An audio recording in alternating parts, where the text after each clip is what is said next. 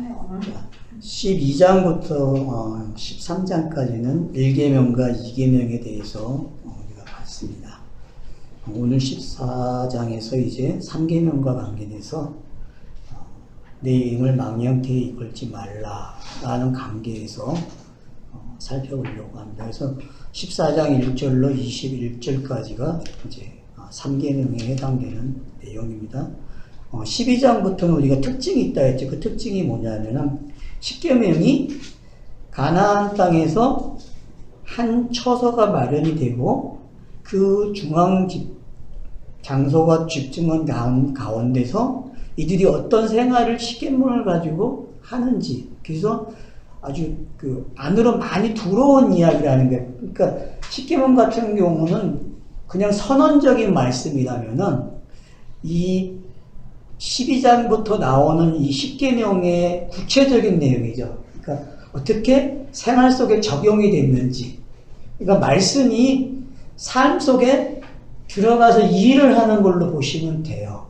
그러면은 지금 성도가 된 사람들에게 딱 맞는 말씀이죠. 그러니까 신명기 12장부터 26장까지의 내용은 같은 10계명의 이야기지만은 그 10계명이 해석되어지고 깊게 들어가서 그들의 생활과 뗄 수 없는 관계 속에서 기록이 되고 있다는 거예요.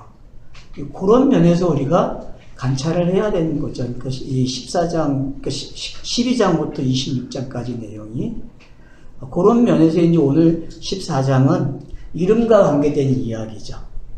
그래서 왜 이름인가 관계되어 있는가를 이제 우리가 하나하나 이제 보게 될 겁니다. 먼저 1절로 2절을 보면은 너희는 너희 하나님 여호와의 자녀이니 죽은 자들 위하여 자기 몸을 베지 말며 염소 사이 이마 위에 털을 밀지 말라. 너는 내 하나님 여호와의 성민이라. 여호와께서 지상 만민 중에 너를 택하여 자기 기업의 백성으로 삼으셨느니라. 여기 보면 이제 하지 말아야 될 내용들이 몇 가지가 나옵니다. 죽은 자를 위해서. 자, 성경에서 말하는 죽은 자가 어떤 개념인가를 우리가 이해를 해야 됩니다. 자, 그럼 성경에서 말하는 죽은 자는 뭐죠? 그냥 우리가 표피적으로 이야기할 때에는 그냥 이 땅에서 호흡이 멈추는 걸 죽었다고 이야기하죠. 성경에서 말하는 죽음은 뭐죠? 진리를 모르는 사람, 죽은 사람. 성경이 말하는 사람은 대상이 성도부터요. 그럼 여기서 말하는 죽은 자도 그 가정을 참여한 사람들이죠. 가정을 참여한 자. 그러니까 여기서 말하는 죽은 자도 결국은 어떤 사람이냐 할 때에, 물론 이제 히브리어가 보면 또 좋겠죠. 여기서 사용하는 이 단어가 어떤 단어인지. 그러나 우리가 이 문맥상에서 봤을 때 이 죽은 자라는 것은, 그래서 이들을 위해서 그 문화적으로 죽은 자가 있을 때에 그 가나안 땅에서 행해지는 문화가 있었던 것 같아요. 애굽하고. 그러면 애굽하고 가나안 땅에서 행해지는 문화가 뭐냐면 죽은 자를 위해서 털을 깎든지 뭘 하고 있는 거예요.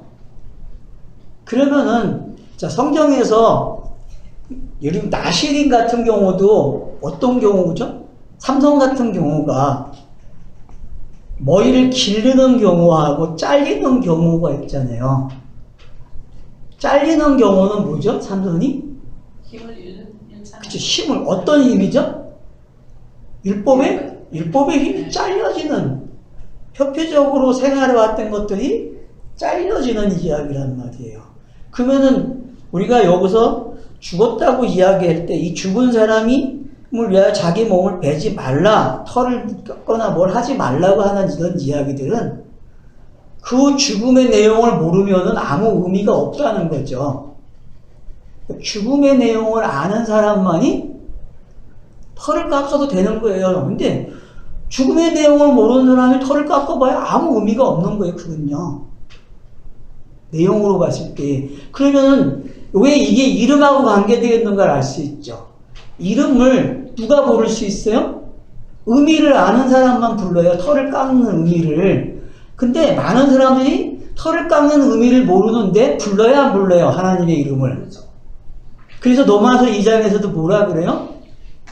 이면적 할례와 표면적 할례를 이야기하는 게 어떤 건지가 여기서부터 벌써 시작이 되고 있다는 거죠. 그래서 죽은 자를 위해서 하는 행동이 뭔지 알아야 된다. 그래서 성경은 혼인잔치 하는 것보다 장사집에 가라 그러잖아요. 그 이유를 알아야 된다는 거죠. 그 이유를. 그러니까 이 땅에서의 종말이 뭔지를 이해해야, 깨달아야 밀 수 있는 거예요. 미루면은 자기가 모르는 삼돈초연 힘이 나온다니까. 자기가 모르는 그 힘이. 근데 그 의미를 깨달아야만, 아, 여기서 말하고자 하는 이야기가 되는 거죠. 그래서 뒤에 나오는 이야기 무슨 2절에 뭐라 그래요? 너희는 뭐다? 성민이다. 그래서 계속 이제 단어가, 이런 단어가, 성민이라는 단어가 계속 강조가 돼요.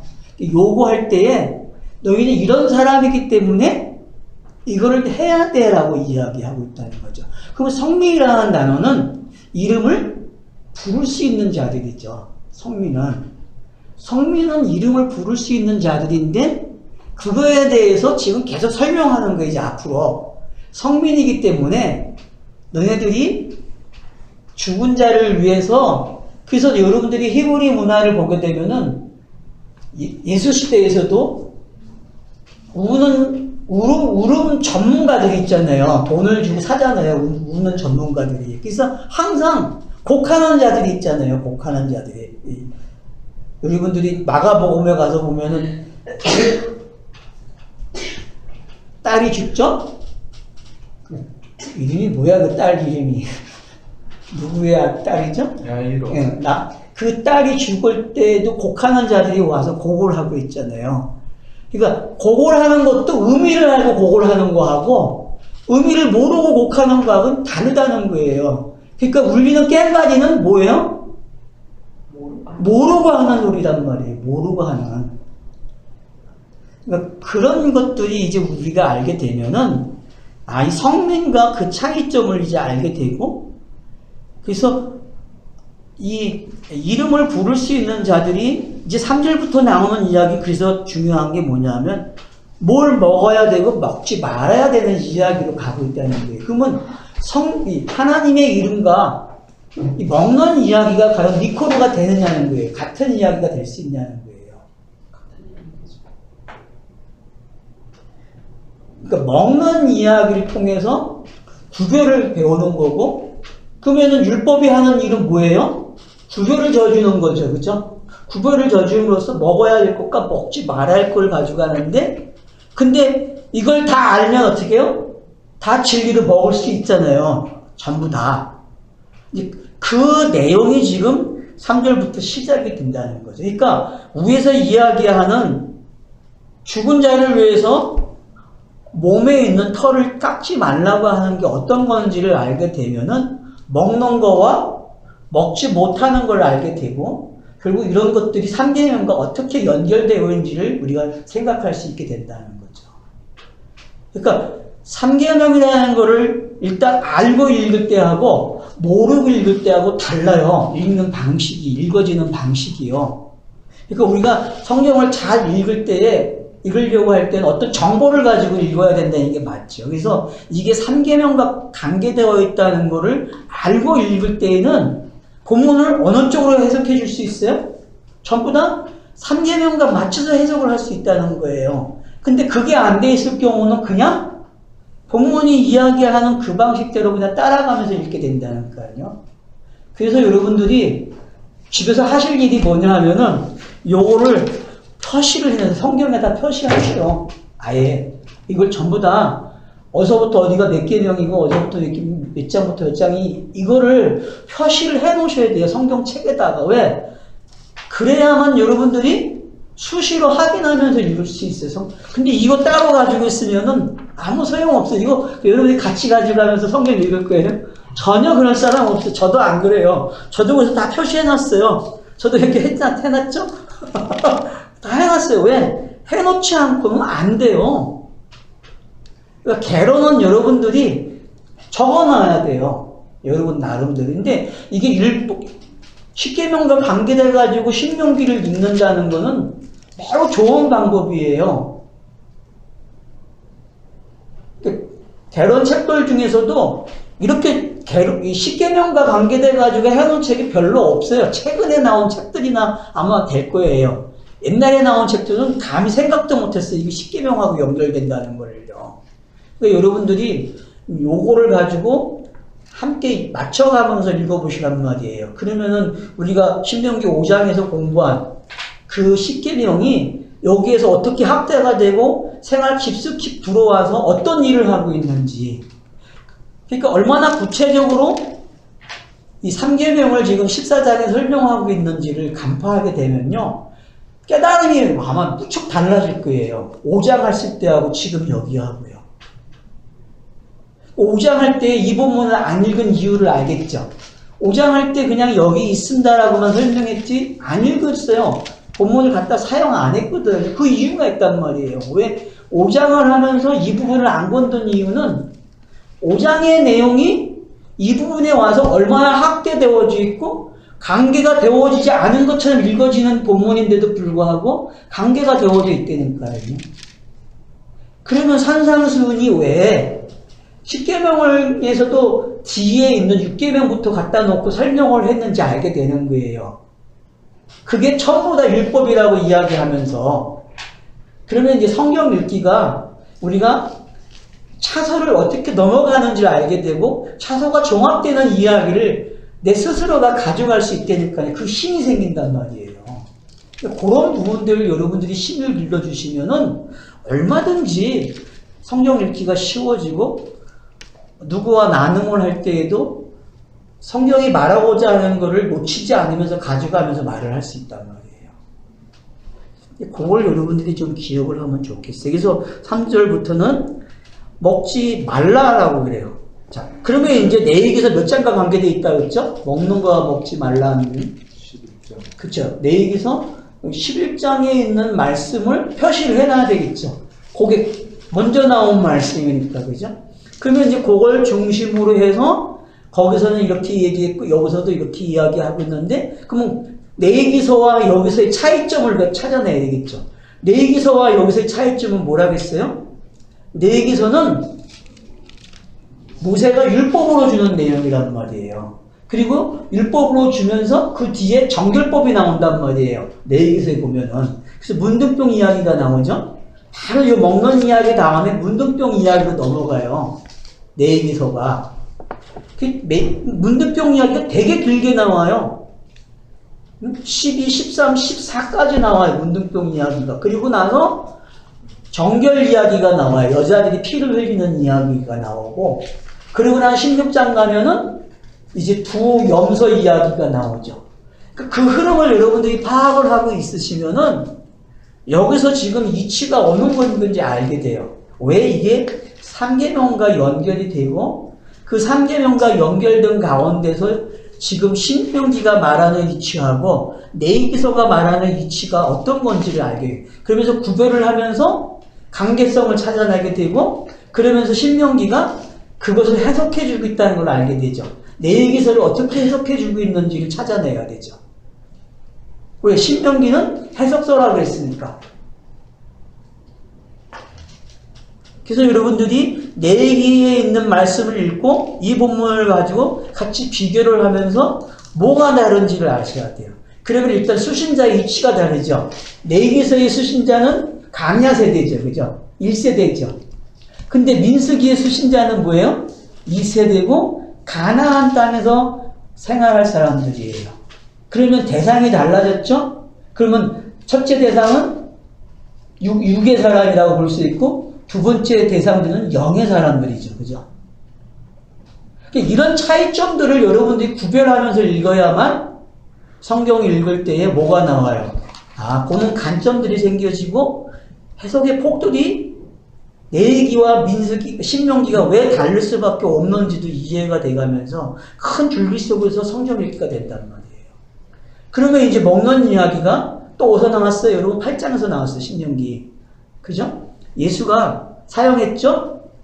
그죠? 시험 받으면서 사용했잖아요. 사람이 떡으로만 살 것이 아니요 하나님의 말씀으로 산다고 하는 그 내용이 이제 신명기 8장에 나오고, 그 신명기 8장은 넘어가니까 신약에서는 오병이어와 칠병이어로 나타나게 되고, 그 오병이어는 유대지방에서 일어나고 칠병이어는 이방인 땅에서 일어난단 말이에요. 이 표적이요, 양쪽에서. 그 왜 양쪽에서 이런 똑같은 말씀이 주어지단 말이에요. 그리고 요한복음이 와면 6장에 오면은 이걸 다 해석을 해줘요. 먹는 이야기는.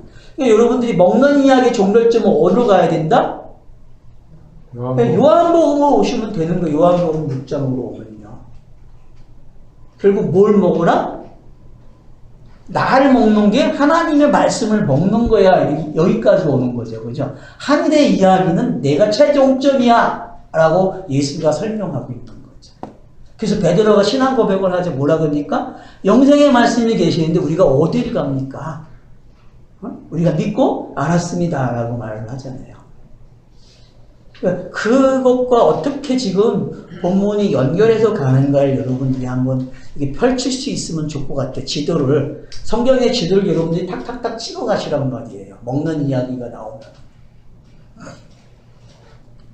그런가 하면 이제 먹는 이야기가 뒤로 가면 어떻게 되겠어요? 더 구체화됩니다, 여러분. 그래서 이제 21절로 와보세요.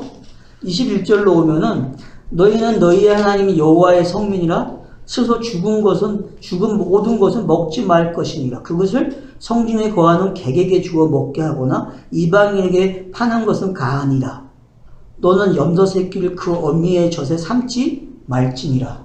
여기서 이제 우리가 봐야 할 게 죽은 걸 먹지 말래요. 살아있는 걸 잡아서 먹으라는 이야기잖아요. 그러면 여러분 죽은 거를 먹지 말라는 의미가 뭐죠?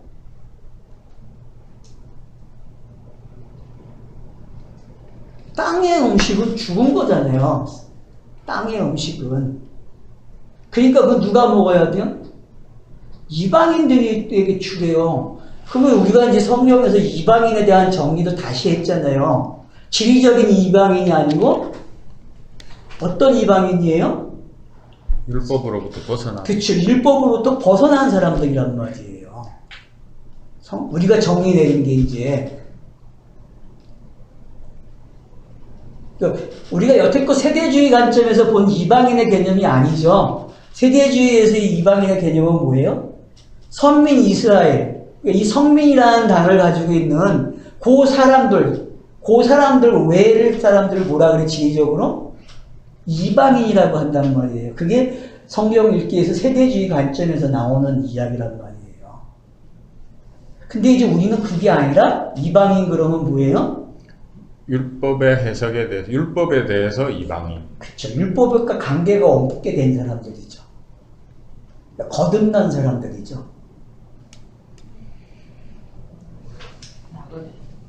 그쵸, 나그네죠. 그래서 왜 나그네를 강조하고 있는지 알아야 된다. 그래서 믿음의 조상은 무슨 생활을 했다? 나그네 생활을 했다는 거죠. 진짜 많이 들어봤어. 자, 그래서 여기 보면은 객에게 주라. 그리고 염소는 어떻게 하라? 어미의 젖을 먹이지 말라. 자, 이 말은 또 뭐죠? 율법으로만 먹으면 안 돼라고도 볼 수 있잖아요. 율법으로만. 율법만 먹으면 안 되니까. 원래 사람은 뭘 가지고 있어요? 염소의 특징을 가지고 있잖아요. 처음서부터요. 사람이 가지고 있는 특징은 염소란 말이에요. 염소. 말씀은 어떤 거예요? 양과 같은 거란 말이에요. 그러니까 염소의 젖을 먹으면 안 돼요.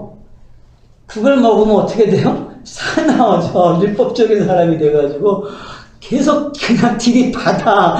근데 염소의 젖을 먹이지 않고 다른 젖을 먹이면 어떻게 돼요? 그러니까 앞에 해서 먹지 말라는 음식과 먹으라는 음식에서 어떤 걸 우리가 배우냐 하면은, 먹어야 하는 것도 어떻게 먹어야 되는지를 배워야 되고, 먹는 방법도 있고, 요리하는 방법은 다 틀리잖아요. 그죠? 제사장에서 사용되는 요리를 먹는 거와 먹지 못하는 거, 또 제사장이 먹는 거, 제사장 가족이 먹는 거, 그리고 레위인이 먹는 거 다 다르거든요. 이렇게 구별되어 있단 말이에요. 되게 복잡하죠, 먹는 것도. 근데 그 먹는 이야기들이 하나를 가리키고 있단 말이에요, 전부 다. 하나를. 그 하나를 가리켜 주는데 그 하나의 내용은 결국 예수가 와서 모든 말씀을 다 가져가면서, 율법의 말씀을 다 가져가면서 나를 먹는 거야 라고 가르쳐 주죠. 그게 믿음으로 먹는 이야기였단 말이에요. 그래야만 너희가 율법을 벗어나서 자유를 얻는 영생으로 간다는 이야기로 성경이 결론이 내주고 있단 말이에요. 그런 관계 속에서 여러분들이 염소 새끼가 어미젖을 삼지 못하게 하라는 이야기는 결국은 이 표피적인 말씀이 계속적으로 그 사람의 양분이 되면 돼요, 안 돼요? 안 된다는 거예요. 하나님의 사람은 염소젖을 먹다가도 어떻게 해요? 옮겨 타는 사람이 된다니까. 왜? 그 사람이 애굽에서 건너가는 사람이 되는 거고. 그러니까 애굽에서 시작은 해야 돼요, 분명히. 근데 그 시작을 하는데 건너갈 때 건너가야 된다는 게, 그게 하나님이 하시는 일이라는 거죠. 그게 바로 엄마 젖을 먹지 않는 이야기란 말이에요. 왜? 땅의 사람들이 기본적으로 살아가는 그 가치관을 가지고 사는 걸 뭐라 그래요? 엄마 젖이라고 이야기한단 말이에요. 그러니까 우리가 아이를 낳아보셔서 알잖아요. 아이를 키울 때에 엄마로부터 먹는 기간이, 모유를 먹는 기간이 얼마가 되죠? 요즘에는 6개월이잖아요. 과거에는 뭐 많이 잃은 사람은 2, 3년, 젖이 나올 때까지 계속 먹였잖아요. 그러니까 아무 소용이 없다라고 이야기하면서 과학적으로 이제는 딱 6개월만 먹으면 딱 맞는다. 그렇게 이야기하고 있잖아요. 참 과학이 뭔지. 하여튼 그렇게 갔단 말이에요. 그러면은 벌써 그 속성에서 우리에게 가르쳐 주는 게 뭐예요? 아, 엄마로부터 떨어져 있는 이야기가 시작되는 거죠. 이제는 스스로 먹는 이야기가 시작이 된단 말이에요. 그럼 그거는 벌써 강을 건너가는 이야기라고요. 근데 과연 엄마들이 그걸 인정해요? 안 하죠? 못 떼놓잖아요. 엄마들이 가장 실수하는 게 뭐냐 하면은, 지금도 계속 실수하는 게 뭐냐 하면은, 아이를 이별을 못해. 결혼을 했는데도 불구하고 얘가 이별을 못해. 지금 사회는 그게 더 심각한 것 같아. 자녀 수가 적어지니까. 그러니까 성경이 말하는 이 이별을 할 줄 알아야 되는데 이별을 못해. 단절을 못 시켜. 그래야 아이가 잘 자라는데. 참 안타까워요. 그러니까 이런 것들을 보면서도. 그러니까 그걸 알아야, 이별을 알아야 자기가 율법을 떠나는 걸 배우는 건데, 그리고 아이에게도 율법을 떠나는 걸 가르쳐 주는 거고. 근데 그렇게 못한다는 거죠. 심리학적으로 과세불리를 해요. 과세불리. 자, 하여튼 그런 것들이 이제 우리가 어떤 건지 알게 되면은, 그러면 지금 보세요. 21절까지의 내용이 성민이로 시작해서 뭘로 끝나요? 성민이라는 단어로 끝이 나고 있다는 걸 알 수 있죠. 그죠? 그러니까 성민은 이름을 부를 수 있는 사람들이죠. 그 사람들은 뭘 할 줄 안다? 구별을 할 줄 알아요. 구별. 먹을 거와 먹지 말아야 할 거를 구별할 줄 아는 사람들이라는 거죠. 그러니까 강을 건너간 사람만이 구별을 할 줄 아는 사람들이지, 강을 못 건너간 사람들은 구별을 못해요. 다 똑같죠. 그러니까 아무거나 먹어도 돼요.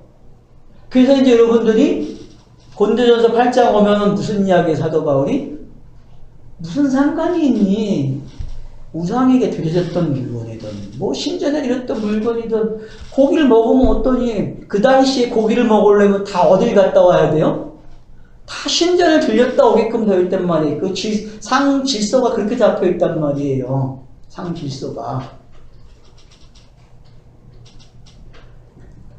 그러니까 그런 것들을 우리가 왜 상 질서가 그러겠어요? 그 모든 사람들이 먹는 이야기는 다 어디서 나오고 있다는데, 신과 관계된 이야기라는 걸 설명하고 있는 거고, 그 신과 관계된 게 뭔지 아는 사람들이 강을 건너가는 사람들이란 말이에요. 강을 건너가는 사람들은 자기가 가지고 있던 그 신의 개념이 완전히 바뀐 사람들이죠. 그리고 1계명과 2계명이 정리가 된 사람들이란 말이에요. 1계명과 2계명이 정리가 되니까 3계명이 오게 되면은 건강하게 먹을 수 있는 거예요. 건강하게. 먹어도 상관없고 안 먹어도 상관없고 많이 먹고 살 수 있는 사람들이니까요. 진리가 너희를 자유케 한다는 말이 이 말이라는 말이에요. 그러니까 이름을 부르는 수준이 왔다? 그 수준이면 뭐가 된다? 아, 구별할 줄 아는구나. 그러니까 우리가 이제 이 일반적인 생활 속에서도 먹는 걸 가지고 구별할 수 있어야 돼요. 근데 그게 율법처럼 되면 안 되죠. 그죠? 그래서 우리가 편식을 하는 게, 편식이라는 게 그런 거잖아요. 편식을 하는 이유는, 그러니까 참 재밌는 게 너무 설명을 잘해준다는 게 편식이라는 게, 지금 본문을. 편식을 대개 보면 어떤 사람이 하죠? 어떤 가정이? 가정이 숫자가 적은 집이 편식을 많이 해요. 가정 숫자가 많은 집은 편식이 없어요. 먹는 거 가지고 어떤 일이 일어나요? 거기는 빨리 먹어야 돼. 뭐 가릴 필요가 없어. 그 집은. 식구가 많으니까. 근데 그렇지 못한 집은 어때요? 음식은 많은데 먹을 게 없는 거야. 가려 먹기 때문에. 그리고 경쟁도 없고. 뭐 그런 문화들이 왜 있는가를 알게 되면은 본문이 이해가 된다니까요. 본문이. 우리가 일상적에서 본문을 깨닫는 방법 중에 하나란 말이에요.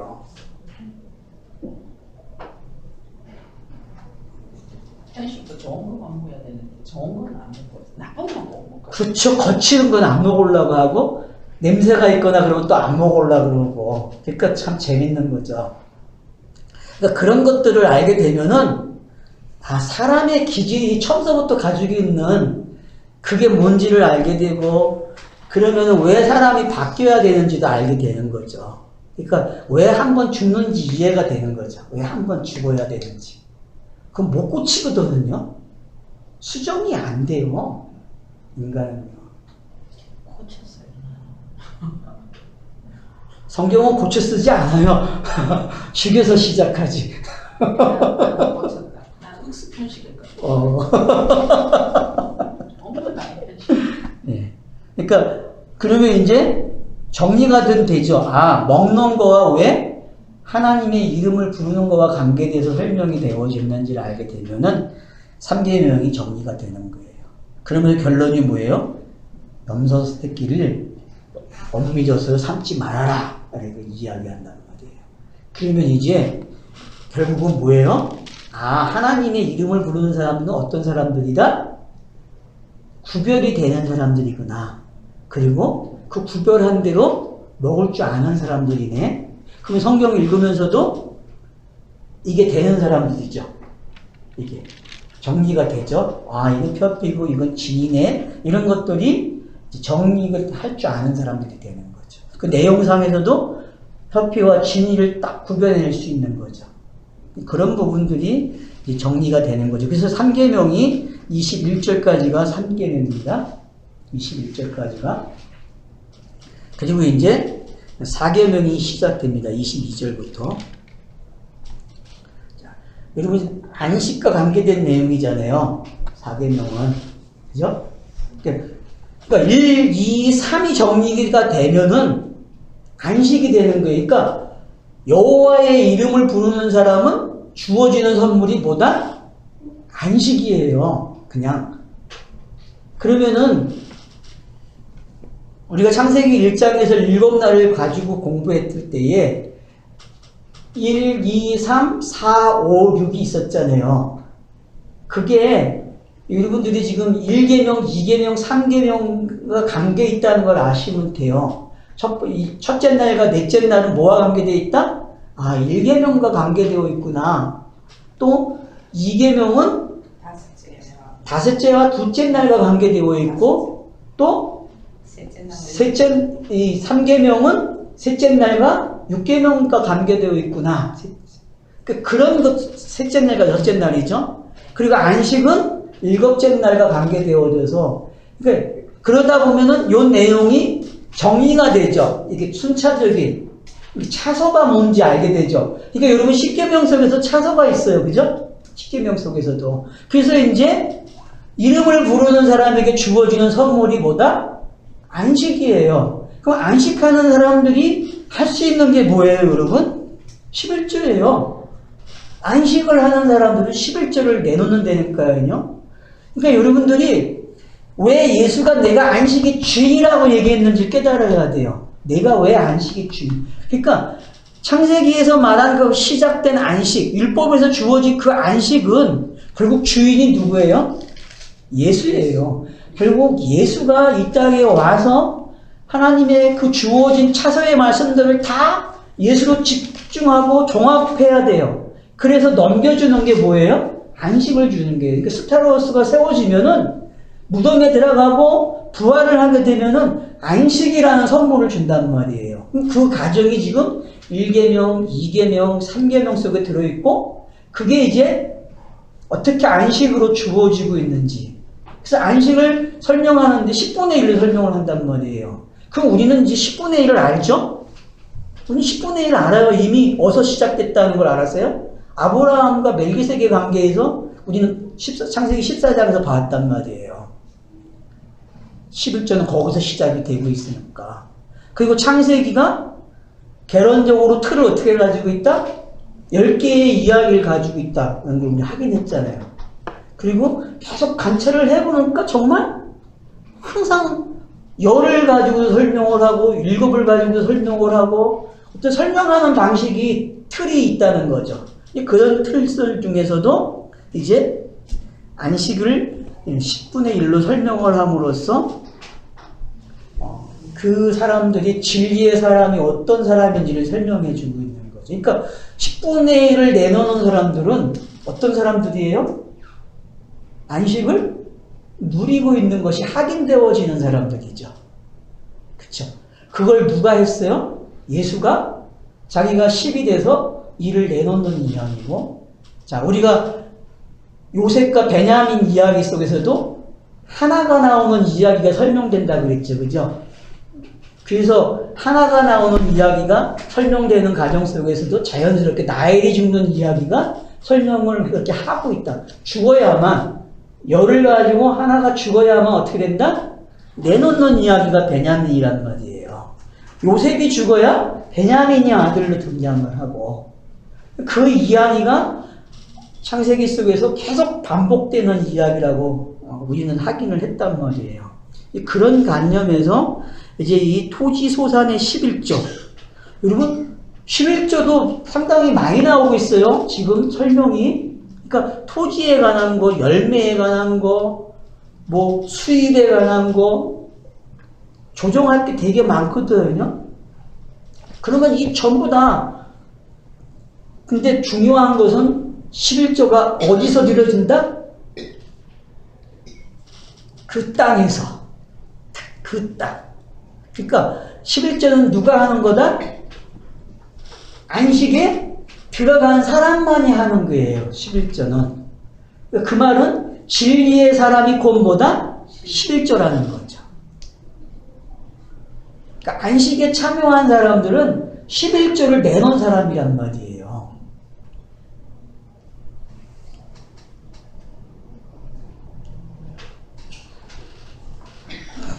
그래서 여기 내용을 보세요. 내 하나님 여호와 곧 여호와께서 그의 이름을 두시려고 택하신 곳에서 내 곡식과 포도주와 기름의 11조를 먹으며 또 내 소와 양의 처음 난 것을 먹고 내 하나님 여호와 경외하기를 항상 배울 것이니라. 여기 도산의 11조를 매년 내놓으라고 이야기하면서 어느 장소에서 하는 거예요? 이름을 두시려고 택하신 장소죠. 그러니까 본인 내가 성전이 된 사람은 여호와의 이름을 부르는 사람들이죠. 그 사람은 11조를 드리는 사람이고, 그 사람은 어떤 일이 일어나요? 곡식과 포도주와 기름의 11조를 먹고 있어요. 그죠? 그죠? 먹고 있는 사람들이란 말이에요. 그리고 소와 양의 처음 난 것을 먹고 내 하나님 여호와 경외하기를 항상 배울 것입니다. 그러니까 가나안 땅은 뭘 배워요? 자기가 씹어먹는 게 뭔지 깨닫는 거예요. 그래서 우리가 가나안 땅에 대한 이야기를 천국 생활로 정리를 했고, 그 천국 생활은 하나님의 말씀의 깊이가 깨달아지는 걸 뭐라 그랬어요? 그게 성도의 생활이라고 우리는 정리를 했단 말이에요. 저는 그렇게 정리를 하고 여러분과 그렇게 나눴단 말이에요. 맞죠? 여태껏 신명기를 그런 관점에서 봤죠, 우리가. 그러니까 그런 관점에서 지금 보게 되니까 결국은 1계명부터 4계명까지의 내용이 같은 이야기로 가고 있다는 걸 알게 되고, 그 같은 이야기 속에서 차서가 있구나. 그리고 그 차서가 안식에 오니까 이렇게 정리가 되는구나. 그래서 떡을 떼는 게 어떤 거고 같이 먹는 게 어떤 건지 알게 되죠. 그러니까 여러분들이 사도행전에서 오순절로 시작된 그 교회들이 어때요? 계속 떡을 떼는 이야기가 나오죠. 모이면 어떻게 기도하고 떡을 떼는 이야기가 나오고 있다는 말이에요. 그러면 그들이 기도한 내용은 뭐고 떡을 뗀 내용은 뭐겠어요? 하나님의 말씀이 이것이니까 이대로 되어지는 이야기를 기도하고 있죠. 그래서 그대로 계속 사도행전이 기록이 돼야 안 돼요. 성취되는 이야기들이. 기도하는 대로 성취되는 이야기들이 기록되고 있다는 말이에요. 사도행전이. 그리고 그 기도한 내용이 성취된 걸 가지고 떡을 떼요, 안 떼요? 떡을 떼고 있단 말이에요. 그 모습이 지금 이 안에 다 그려져 있단 말이에요. 이 안 속에서. 먹는 이야기 속에서도 기록이 되어 있고 여기서도 기록이 되어 있단 말이에요. 결국은 가나안 땅의 생활은 뭐다? 잘 먹어야 돼요. 뭘? 성경을 진리의 말씀을 어떻게 읽어낼 수 있는 건지, 그리고 그 깊이가 어떻게 달라지는지 이걸 깨달아야 그 사람을 가리켜서 영의 사람이구나 그렇게 이야기하고 있는 거죠.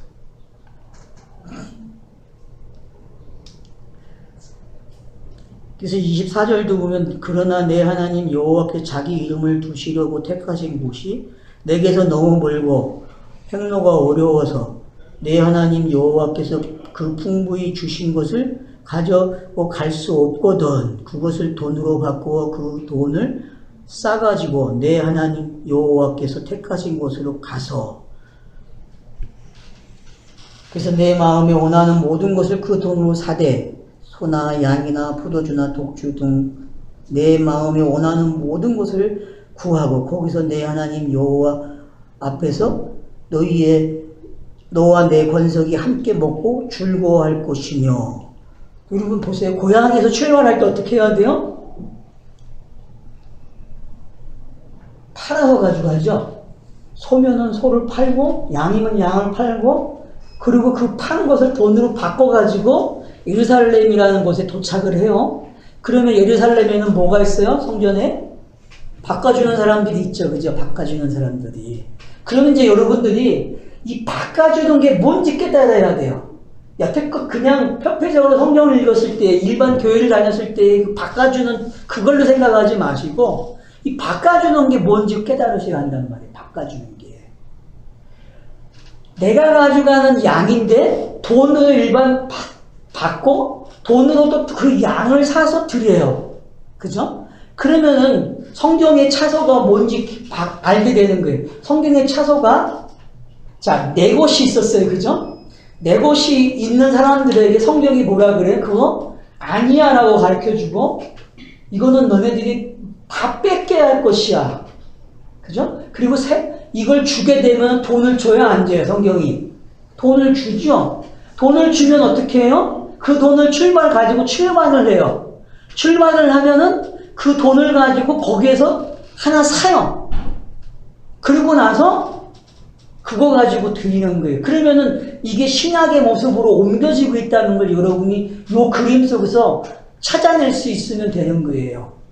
그러면은 왜 신약 성경에서 예수가 몇 번을 성전에서 없는 이야기가 나오고 그걸 왜 못 깨닫느냐라고 하는 게 어떤 건지 알게 되죠.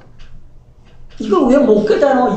이걸 준 이유가 있는데, 이런 장치들이 왜 있는지를 깨달아야지 라고 했는데, 이놈들은 뭘로 사용했어요? 레위인들 제사장들이 다 표피적으로 사용. 돈 버는 걸로 가져가 버렸단 말이에요. 역사적으로는 결국 부자 되는 이야기였단 말이에요. 살찌는 이야기가 되어버렸단 말이에요. 그러면 살찌는 이야기는 결국 뭐예요? 율법으로 부자 됐다 하는 얘기잖아요. 그러니까 여러분들이 그 이야기만이라도 잘 가져가면 부자가 돼서 가난해지면 되는 거거든요. 그래서 예수가 가난해지도록 어떻게 해요? 기도하라고 그러는 거. 내 집은 기도하는 집이야. 그러면 기도는 뭐라고 했어요? 옛 것을 새 것 되게 하는 게 기도라고 했잖아요. 왜? 옛 것을 가지고 기도해가지고 새 것으로 오는 게 기도잖아요. 이게 되면은 성경이 그냥 쫙 깨달아지는 거예요, 그냥. 이 그림이 깨달아지면요, 지금. 그러니까 지금 여기서 말하고 있는 이런 것들이 여러분들이 좀 이렇게 쫙 엮어졌으면 좋겠어.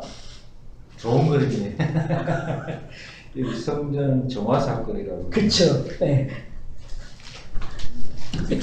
지금 우리의 상황과도 사실은 똑같은 이야기죠. 이게 신약의 사건이 아니고 지금 현재 일어나는, 예를 들자면 이런 거죠. 말씀을 듣고 뭔가 뭐 깨달았다고 표현하기는 그렇고, 이제 그 의심이 생기고 뭔가 이제 말씀이 시작되잖아요. 그러면은 그 말씀이 시작되면 자기가 가진 그 말씀을 가지고 말씀을 바꾸어주는 여기로 오게 되잖아요. 그렇죠. 여기 와서 말씀을 주면 그 말씀을 목사님이 바꿔주잖아요. 그렇죠. 그 뜻은 교환해주면. 그렇죠. 이 뜻이 원래 이 뜻이야 라고 주면 그게 이제 자기 말씀이 되는 거죠. 그러니까 요 관계를 알겠죠? 요 관계를 잘 깨달으시면은 예수가 왜 그렇게밖에 할 수 없었는지 알겠죠, 그죠?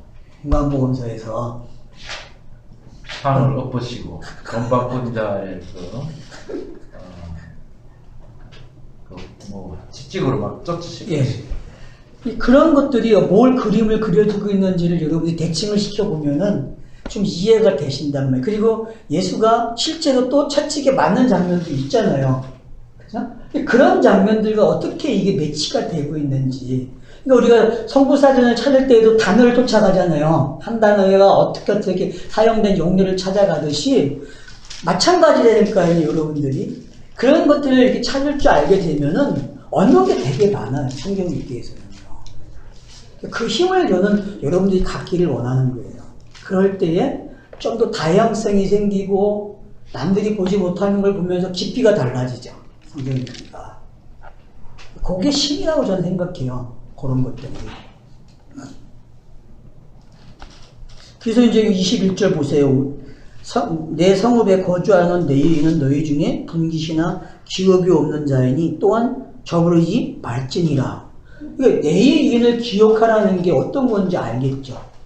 여러분, 이 레위인은요, 율법이면서도 넘겨주는 자들이에요. 거기까지가 일이에요. 협회적인 역할로 끝나는 사람들이죠, 레위인들은요. 그러나 이들 안에도 뭐가 있어? 진리가 담겨져 있단 말이에요. 그러니까 섬겨야 돼요. 이들을 섬기면서 어떻게 해야 돼요? 끄집어내야 된다니까요. 이들을 연구하면서. 그러면 레위인을 알게 되면은 누구를 알게 돼요? 아론을 알게 되고, 아론을 알게 되니까 대제사장을 알게 되는 거죠.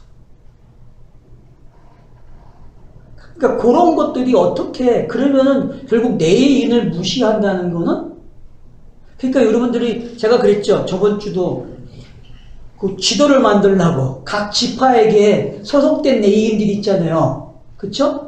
세 지파씩 나눠지면서 거기에 레위 지파가 소속이 되잖아요. 자손들이. 한 자손 한 자손. 그 소속되는 것들을 계열을 알고 있어야 민수기를 읽을 수 있다고 해요. 민수기는 그 계열 안에 있는 사람들이 함께 범죄를 해요. 함께. 그 말은 뭐예요? 한 가족이고 한 사람이라는 거예요. 그거는요. 그러면은 레위인을 모른다는 것은 뭘 모르는 거예요? 자기를 모르는 거예요. 그러니까 레위인이 뭔지를 알기 위해서는 엮어준 것부터 시작이 돼야 돼요. 그러면서 왜 그들을 본인들이 11조를 줘서 먹고 살게 해야 되는지를 배워야만 율법을 통해서 넘어가는 이야기를 배운단 말이에요. 그런 상황들이 이해가 되셔야 지금 우리가 이야기하고 있는 이런 이야기들이 잘 넘어갈 수 있는 거죠. 그러니까 내익인들에게 왜 11조를 줘야 하는지 이제 이해가 되죠? 11조를 주는 이야기는 이 내익인들은 결국은 아론의 제사장이에요. 내익인은 하나의 상징적인 역할을 해주고 있단 말이에요. 그러니까 이들에게 11조를 주는 이야기는 뭐예요? 당신이 진리를 완성할 사람이라는 신앙 고백이죠. 근데 더 가면은 뭐예요? 멜기세덱 지파로 넘어가는 이야기까지 여기에 담겨 있다는 거죠. 이 이야기 속, 이 11절을 주는 이야기 속에서는. 그래서 히브리서 6장부터 멜기세덱 반차에 관한 이야기를 계속하는 거예요. 10장까지. 그러니까 그 멜기세덱 반차를 깨달아야만 성경에서 말하는 네이 지파의 이야기의 끝을 알게 된다니까요. 그리고 바꿔 탈 줄 알아야 된다는 거예요. 강을 건너가는 건 바꿔 타는 거거든요. 그러니까 지금 여기서도 우리가 10분의 1을 가지고 왜 네이 지파에게 이야기하고 있는지. 근데 이거 가지고 교회는 어떻게 사용했어요? 목회자 생활 쪽으로 갔죠. 그죠? 목회자 11조는 전부 목회자가 마음대로 쓸 수 있다. 내 것이다 라고 하는 목사들도 있잖아요. 근데 솔직히 뭐 레인이 목사들이 아니잖아. 그죠? 근데 자기도 그렇게 생각하고. 근데 이제 역사적으로 세상에서는 이제 그렇게 쓸 수밖에 없지만 이제 예를 들자면 그건 세상 원리니까 당연히 그렇게 해야 되는 거고요. 조금 다른 면으로 따지면 예수께서 자기의 양식이 따로 있다 그랬잖아요. 자기의 양식은 그 여자였잖아요. 그렇죠. 그 말씀을 알게 된 여자였잖아요. 그러니까 11조의 개념도 만약에 그 돈 개념 그런 거는 당연히 아니니까 그거는 일단 제외를 만약에 해버린다면 말씀을 가진 자가 살 수 있는 거는 자기가 진리를 전하고 그 진리를 들은 사람이 그게 진리라고 인정을 해주고 호응을 해줘야 그걸로 다시 먹고 사는 거지. 그게 없으면 내가 실컷 내가 진리가 돼서 아무리 하나님이 돼서 얘기를 하면 막 상대방이 인정을 안 해주고 그러면은 양식이 그 사람한테도 양식이 안 되고 그렇죠. 세상에서도 그렇고 물질적으로도 그렇고 영적으로도 이렇게 살 수가 없는 거죠, 사실은. 진리를 가지고. 그 목사들이 레인은 아니잖아요. 진리를 아는 자. 그렇죠. 근데 이제 지금은 표현을 하자면 진리를 가진 사람들이 목사님을 타이틀을 가지고 있다고 하니까 우리가 얘기하는 지금 목사님은 세상에 그런 게 아니고 그렇죠. 진리를 가진 자. 사장이다 뭐 그거다 하면서. 그러니까 이제 그렇게 주장하는 사람들은 결국은 구약에 머물러 있고 표피에 머물러 있는 거 율법적인 관점이죠. 이제 우리는 그 율법적인 관점을 무시는 못하지만은 아니라고 할 필요는 그렇죠. 없어요. 큰 의미에서 보면 맞죠. 왜냐하면 땅의 제도상에서는 그게 전통으로 이렇게 연결을 시켜놨기 때문에 그건 그냥 놔둬버리면 돼요. 왜냐하면 우리는 아버지, 엄마라는 단어를 쓰잖아요. 우리 아버지가 내 아버지가 아버지잖아요. 그 아버지가 하나님 아버지가 아니듯이 우리 아버지도 아버지고 하나님 아버지도 아버지듯이 그 아버지는 그 아버지가 아니야 라는. 그러니까 우리는 그렇죠. 지금 아니까지 그런 이야기를 그렇죠. 하는데 그걸 통해서 그 사람들이 군림하잖아요. 제사장이라고 그건 이제 위협하고. 땅의 가치에 머무르는 사람이 그렇죠. 한 개밖에 모르니까 그렇죠. 두 개를 다 알면 상관없죠. 그걸 가지고 자기들이 이용하잖아요. 그걸 성전을 그러면서 이제 협박하고. 네이 지파를 생각하게 하고 또 하나는 고아와 가부, 개그에게 주라고 이야기하고 있단 말이에요. 그러면 이제 여기서 확실해지는 거예요. 왜 누가복음에서 고아와 가부에 관한 이야기가 많이 나오는 걸 알면 된다는 거죠. 누가복음에서. 그리고 고아와 가부는 가난한 사람들이라는 거죠. 그러면은 뭘 버릴 수 있어요? 만나를 버리고 하늘의 양식으로 만나를 먹을 수 있다니까요. 그러니까 생명의 양식을 먹는 사람들이죠. 그러니까 그 12이 떠나가지 않고 먹을 수 있는 사람들이죠. 요한복음 보면은. 근데 거기서도 한 명이 떠나간다고 이야기하고 있잖아요. 그러니까 그런 걸 아시게 되면은 왜 12에서 또 하나가 떠나가는 게 있는지 되게 재밌는 거예요. 그 뉘앙스는. 왜? 그 12로 제자의 이야기로 끝이 나는 게 아니라 제자의 무리가 남아있다는 거죠. 그래서 여러분 요한복음 17장 가면은 기도를 구분해요. 한 무리에 대한 기도가 나오고 또 한 무리에 대한 기도가 나오거든요. 그러면 이제 많은 사람들이 그걸 이방인들이 선택받은 이방인들이라고 해석을 해왔단 말이에요.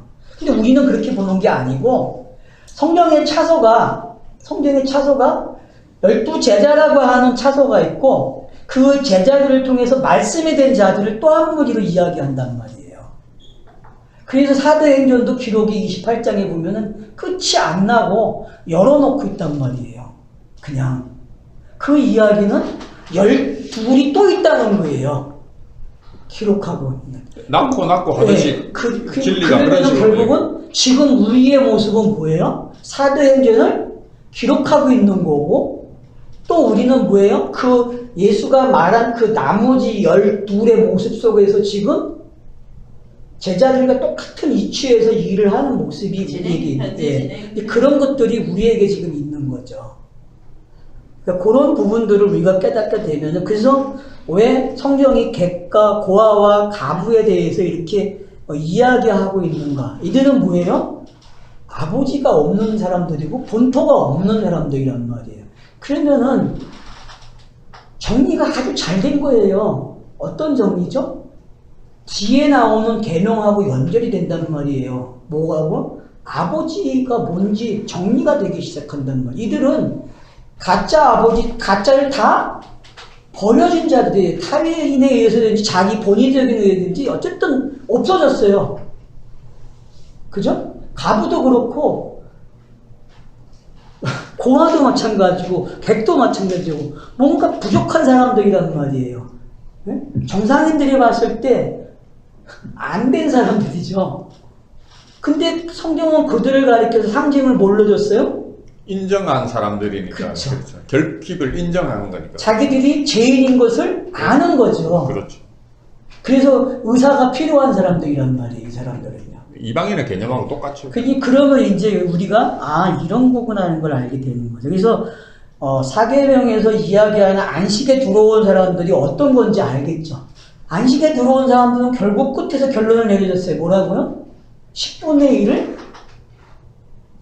깨닫고 나눌 줄 아는 사람들이에요. 근데 어떤 사람들에게 그것이 있어요? 고아와 가부와 객에게 있다는 거예요. 그러니까 왜 예수가 심령이 가난한 자는 복이 있나니를 알게 된다는 거죠. 그런 사람을 뭐라 그런다? 안식에 들어왔다, 참여했다 그렇게 이야기하는 거죠. 전에는 내가 주인이었는데 이제는 내가 객이 되고 그때는 내가 아버지가 있었다. 근데 버리니까 그 아버지가 없어지니까 고아가 되잖아요. 가부도 역시 내 남편이 있었지만 남편을 버리니까 가부가 되고. 자, 이제 쉬었다가 계속 또 이야기하겠습니다.